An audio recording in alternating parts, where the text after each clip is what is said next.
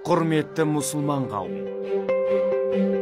Әл-Асқар шейхі, жоғарғы имам Ахмет Тайып 16 қыркүйек күні Қазақстан мұсылмандары діни басқармасының жанындағы республикалық бас мешітте жұма намазына қатысып, уағыз айтады.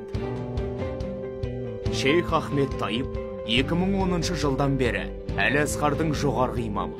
Ол Хазіреті Әли мен Фатима анамыздың ұлы Хасаннан тараған.